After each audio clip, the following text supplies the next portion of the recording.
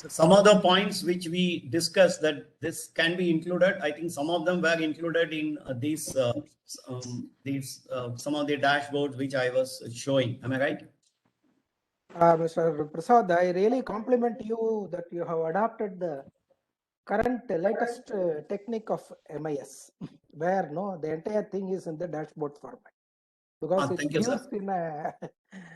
it gives and maybe this was not in the past. No, it was a difficult job, but with the current data visualization tools which are available, everybody, even a normal worker, can see the operational whatever he is concerned with in his mobile itself.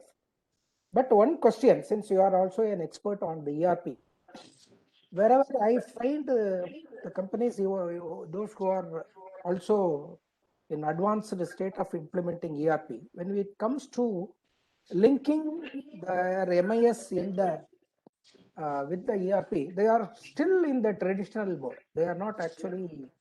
Whereas some of the multinational companies, some of my past trainees are working there. They also frequently talk to me.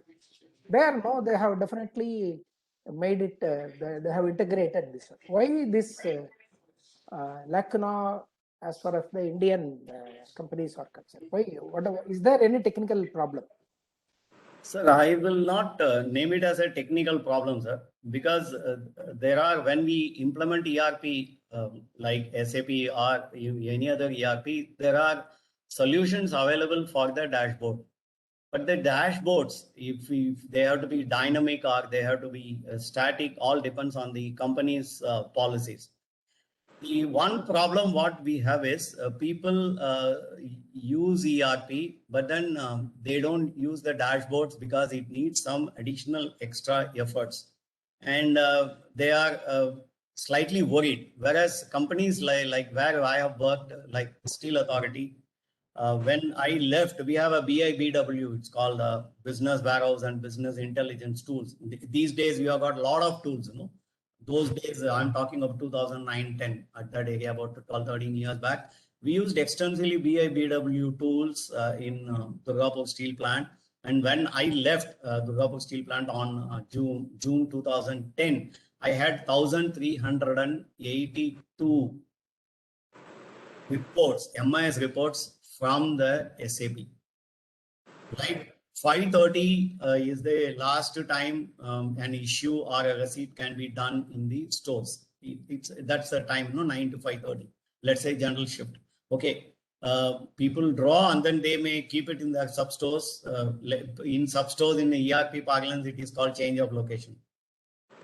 So what is happening when 5:30 when it closes? Previously, we used in a batch processing mode and all. We used to get it after a month only.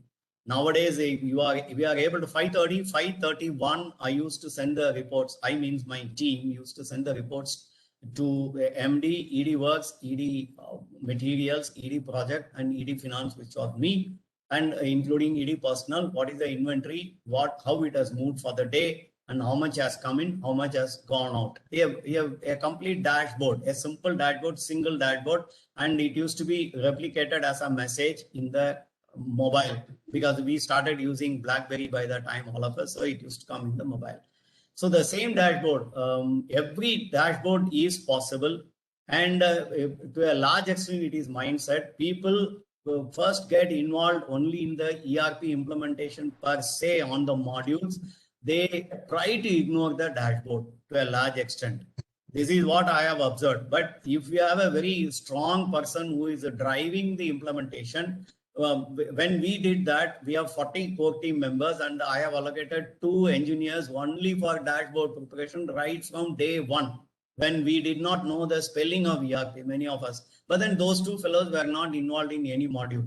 Their job was to collect what are all the reports we are doing, and then how it should come, whether it should, like he was telling Mr. Madana Gopal, all levels, and as others were also telling which level it should go. All those things we used to do. So this I did even in 2010. There is definitely a mindset issue in this. I do not think that there is any technology issue on that. since Sam sir is there, if he's, yeah, Sam sir is there. So I request him to add, because he has definitely a more expertise on the subject than I. Sam sir, can you please come in, sir? Yeah, in fact, are you able to hear me? Yes, Yeah, sir. yeah. We are Yes, able to hear. See, I think the partly it could be the mindset, but there is a certain pattern about the implementation of ERP in our country. First is that companies tend to underestimate the cost of implementing ERP. They look only at the license fees. They look only at the fees paid to the consultants. But they are not looking at the time the organization is spending for the implementation of the ERP. So years roll by the time the ERP is implemented. And there is such a huge overrun in cost that management is in no mood to look at further expenditure. So by the time you get to the point when you will be superimposing the MIS on that, management is already out of wind. For example, you take SAP. If you take the companies which have implemented SAP in Chennai, very honorable companies, I mean, companies which know their business, which know their management, all that. But the percentage of them who had gone on to business objects, which is the corresponding analytics part of the MIS. Now, very few of them have done. And those who have done have no result. Okay. Very few have got result. I won't say nobody has got, but very few have got result. The number of companies in Chennai which have implemented Oracle apps, and how many of them have gone to Hyperion, which is the package that comes with Oracle. If you talk to any person who works in a company which has implemented Oracle and you say Hyperion, the immediate response is, oh my God, that's a white elephant. Okay, now that is white elephant. Business objects is a white elephant. This is how it has been. Under provisioning for that cost in the second phase. Simply companies haven't pockets which are deep enough to take that expenditure. And they are run out of steam by the time they get into that. In fact, I will go one step further. Even in SAP, why is the CO module not implemented? We must all ask the question. Exactly, sir. Correct, sir. Why the CO module is not implemented? The answer is very simple. You go through all the other items, ST, your MM, your FI, you go through all that. In the queue, the CO comes last. By the time the organization is out of wind. And therefore, time and time again, you find that the CO module is not implemented. Not because the CO module is the toughest in SAP. It is certainly not in my view. It's not the toughest. So I'm afraid it's a little bit of faulty planning of the implementation. Public sector companies probably have done better on that because they have deeper pockets. Obviously, multinationals have deeper pockets, and they could stand this and carry it through to implementation. But our typical South Indian companies, I mean, they have all fallen well short of the target by the time they got down to business objects or Hyperion, and therefore they don't have the benefit of working with a suite, a business analytics suite. But we have got to look at it in a different light. I don't think it is necessary that companies which go for SAP will also have to go for business objects. There is no such compulsion. Today you have got products which are far cheaper. One of these days, with the permission of Mr. Srinivasa Prasad, I want to bring that click sense and demonstrate it. Sure, So- sir. It is a So- wonderful product, sir. Sir, you can decide the date, sir. All of us will be present. No. I think we should definitely go through that because Sure, sir. Sure, sir. you were showing we will welcome it, sir. It will be. No, I think we have to do that. The dashboards which we were talking about. You can integrate them. You can integrate them with. You can even operate them with Excel file. The Excel file, internet files, everything it combines. And It's a wonderful or you can- product. Yeah, and all you can also kind of link it to your Oracle database or whatever database you are using in your company. All that is possible. Now, point is you can adopt such products. It's not necessary that you have gone for ERP. You need to go for a high cost product like business objects. I don't think it's a need. You can go for a much more affordable, much lower lead time product. You know, all these products, some of the products have huge lead times. Now we should avoid them. We should just walk around them because that kind of lead time we just don't have after having gone through a ERP, implementation. We just don't have that kind of lead time. So I think that is very important. I don't know whether I take the break or can I add one more point? You can, sir. You can, sir. Please go ahead, sir. No, this is something which has not come in all our discussion today. And I want to highlight it. There's a lot of work being done on this subject in the US. Over the years, work is being done. That is on the behavioral implications of management information systems. Right from the time of Robert Anthony, there has been research going on what is the impact of your information system on the people who are being measured. We cannot assume that it has no effect. It has huge effect. Robert Anthony wrote in his, one of his early writings that a Russian company tried to judge the performance of chandeliers, a chandelier factory. You know, this is a chandelier factory manufacturing chandeliers.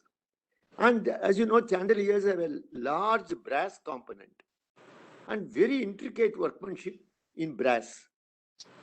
And after much, beating about the bush, they thought that one way to express the complexity of a chandelier is to take the brass weight, the weight of the brass component in the chandelier. And Robert Anthony wrote, thereafter, the company made heavier and heavier chandeliers until they started pulling the ceilings down. Okay, now that is a demotivating aspect. We don't often appreciate that, but in real life, if you see, that is something which keeps, happening. It's a very interesting thought which crossed my mind. We had this days sales outstanding. You know, one of the metrics that was there in one of the charts that was being shown is his days sales outstanding. There is a very interesting article in Harvard Business Review which talks about the motivational impact of the DSO.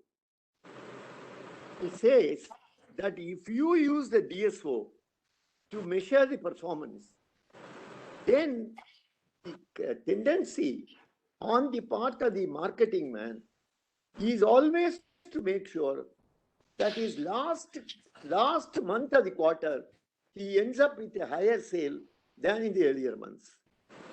Because if he does that, I can demonstrate it with figures. It will mean that you will get a DSO that's favorable.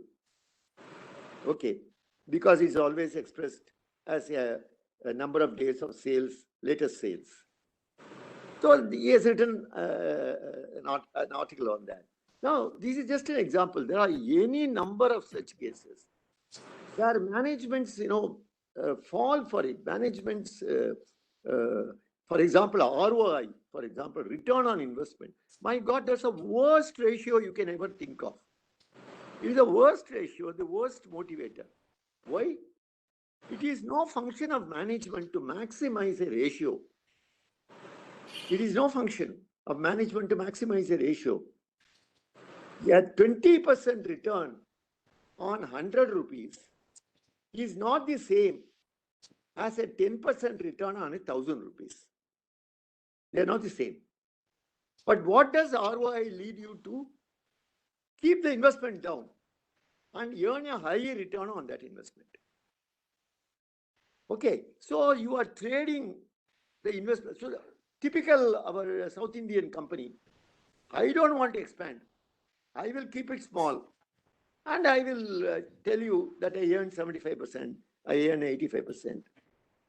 So one of the ways is by not expanding.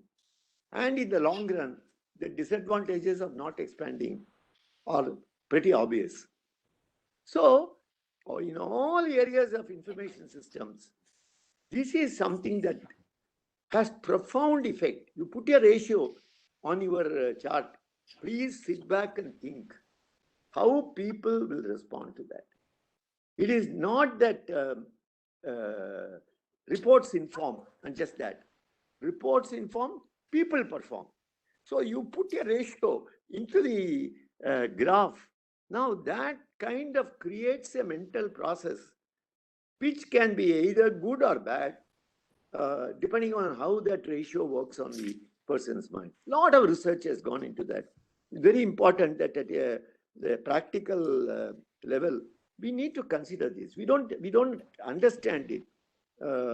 Many times, this is working underground. I think it's very important.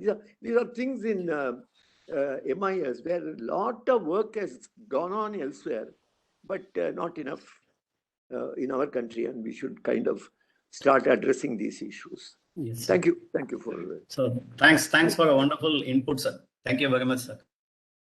MGK sir, you have any point?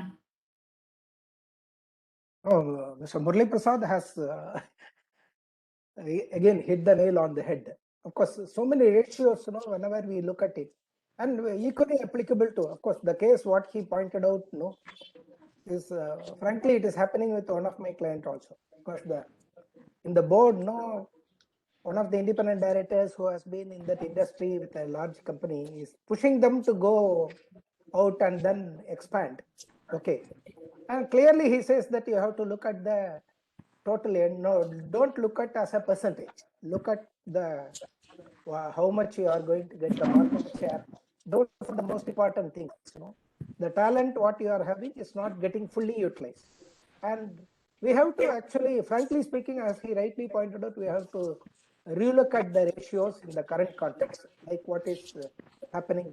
For example, all the startup companies, their entire MIS parameters are completely different than that of a normal manufacturing or running companies. So they are in a completely different world, whereas we are still on there. But we have to somehow merge the. Sorry. No, please go ahead. Gopal, you were saying something. Yeah. No. The way some of the parameters what they are taking, looking at the futuristic perspective, and then I think the manufacturing companies who are in the traditional business should also look at it. Of course, in some cases, I found that some of the Indian MNCs they have started adopting. For example, one of my clients, who is a large FMCG, they are putting up something like pilot plants. It is almost like a regular manufacturing plant where they come out with the products. And what they do is they exactly replicate it in the contract manufacturing locations and handhold the contract manufacturers up to a certain number of years. They say that, okay, don't bother about whether you are making profit. We will compensate you. You will get a reasonable return for what you have invested. But he becomes something like a very close partner. Like, of course, this is also happening in the automobile companies where they are taking the vendor the supply chain vendors. Because now with the current pandemic, when suddenly the supply stopped from China, I know that some companies who had a very strong vendor supply chain link, they survived without any issue because they could immediately develop the current vendors whom they were easily accessible in the country, and some who are also in the local available locally. As a result, they never had any issue because ultimately they looked at their welfare, not only the financial welfare but also their supply chain, working capital, everything they looked after, so that that supply chain linkages were there. And this was actually true in case of some pharmaceutical industries, as I understand from some of my friends who are working in the pharmaceutical industry, because they had the biggest challenge last year when they have to expand their capacity multi times than what they had. Okay.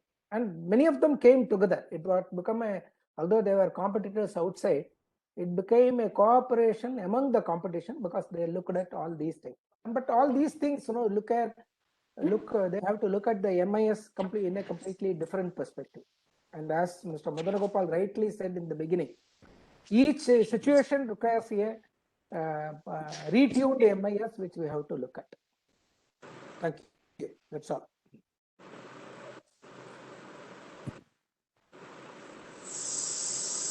Sir, actually, one of the experience from my side for the MIS report on interest part, when I was in the treasury head in one of the public limited company, we had a consortium banking concept, and we want to move it to multiple banking concept to reduce the interest cost. One of our consortium banker is the SBI. They used to charge 30 lakh rupees per annum.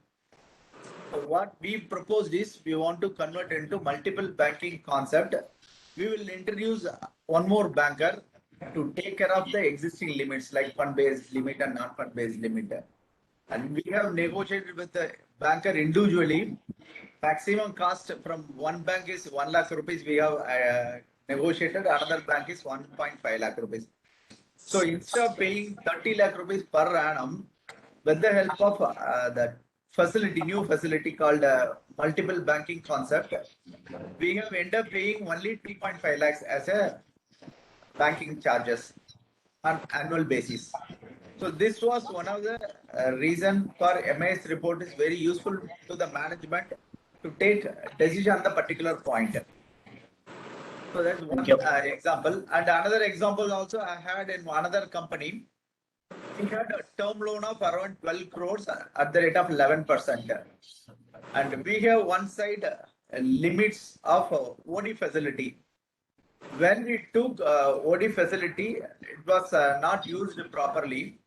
So for closing this term loan, we have taken the amount, closed this, and the money accumulation was increased because of huge debtors not collected in proper time management. So we have approached our customer, sending mails. All old collection has been collected. Previously, on an average, more than 6 crores lying in the current account, not having any interest. But another area, one term loan, 12 crores. We have to pay the interest. So once we convert everything into CC account, then straight away we have saved. And I proposed to the management of almost 85 lakh rupees saving on that particular point. But actually we end up saving the 1 year more than 1 crore. So there are a lot of scope is there in the MIS report, as you rightly pointed out. MIS report on interest and working capital. There are a lot of scope for improvement to the management when we submit proper MIS report with the proper reasoning also. Thank you. Thank you. One of the, if I can take a minute. Sure, sir. One of the very interesting possibilities now is with this, GST, the suppliers not filing the return on time, and therefore you are not getting the ITC on time. One type of information that we can do is to age that outstanding. Sure, sir. Do you agree? Yes, sir. Yes, So, sir. so you can do that. I know one company which has done the aging. So it knows whether the customers on an average have not remitted the money for 45 days, 60 days, 75 days. And they also have a limit of 90 days. And if a particular supplier does not remit the bill amount within the 90 days, then they stop further supply, the blacklist him. Okay, sir. So there is no possibility of his, eternally defaulting. Sure, sir. We will add it, sir. Very Okay, sir. interesting. Small thing, but it Right. matters. Sir, you are rightly pointed out the correct information. As per the GST, if we receive the goods from the supplier and if we not paid the amount within 180 days, 180 days, that is one thing. whatever credit we have utilized, that we have to reverse it. Reverse it. That is Yeah. one thing. What I am talking about is until the 180, that vendor is simply dragging his feet. Sir, there is my son is in the film industry. In the film industry, there is a particular practice. What they do is, they don't release the GST money unless it appears in the credit. They do like that. Something like that. Yeah, So that they are very careful. They say that once you release, the next day, once it appears, the next day we'll release the GST money. That way they are very careful about that. I think that is also being practiced by some of the other companies in Chennai. That is what even manufacturing companies, they do that. yeah. So this brings us to the point that vendor evaluation dashboard, which I have not dwelt upon. We can have that, and then we can have vendor performance, including all these points, sir. Yes. I think I will add that, and then later on we will circulate it. It is a very vital point because 18% is a big amount for Yeah, big amount. Yeah, true, sir. True, sir. Sir, MGK, most of the companies, they used to negotiate with the supplier 30 days, 45 days, 60 days. So before before closing month end, they're supposed to do the to-be reconciliation. That particular time itself, they used to identify who are all the supplier not filed the return and we are not able to take the input tax credit. Then obviously these guys are sending mail to all the suppliers. You have not remitted the amounts, so please remit and file the return to release our outstanding. So no need to wait for the 45 days and all. So we can highlight in the same month itself. Then only we will get that credit and no need to pay from our side. In the current scenario, if you see, if the 2A, 2B data, the money is not available, then we have to pay from our own packet. Most of the companies are using their OD facility unnecessarily. They are paying interest 11%, 12%. Mr. Vadivel, if you go into these companies, you will find in so many of them that 5% limit is being applied, which means what? That 5% limit should not be required to be applied. It is required to be applied because they are not, getting the money on time. So the 5% rule applies. So they are paying out of their money. They are meeting the payment to the GST authorities. You are absolutely right. That's what is happening. The monitoring of that is not effective. The monitoring of the debtors is there. The monitoring of the creditors is not there. Now, this is about the supplier, and you are not doing that. I mean, that's what happens. I mean, there's a new thing that has cropped up after the recent amendments. That 10% rule first came, then the 5% rule came. Now that has made all the difference now. So as the GST authorities are becoming wiser, I think companies also have to become wiser. New there should be a separate dashboard only for GST matters. Yeah. Oh my God, yes. Yes. Not one, many perhaps. Maybe a series of dashboards even for that. Yeah. Good. Sir, what